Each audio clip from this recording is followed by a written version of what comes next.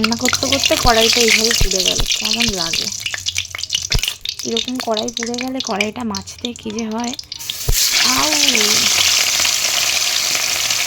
আমার তো এত বছর হয়ে গেল, এখনও আমি ভয় পাই এই তেলের মধ্যে মাছ দিতে। আহা, ছিটে ছিটে আসে। আজকে হলো রুই মাছ নিয়ে এসেছে, তো রুই মাছটা নুন হলুদ দিয়ে মেখে রেখে এখন আমি বেশ সুন্দর করে ভেজে নেব একদম। আর এই পেঁপেগুলো খেতে, আমার এই পেঁপের পিসগুলো খেতেই বেশি ভালো লাগে। একবারে এই কটাই দিলাম, এই কটা আবার পরের বারে দেবো। আর এই মাছের তেলটা দিয়ে না বেগুন দিয়ে ভাজা করব। তোমরা খাও বেগুন দিয়ে ভাজা? আমার কিন্তু দারুণ লাগে।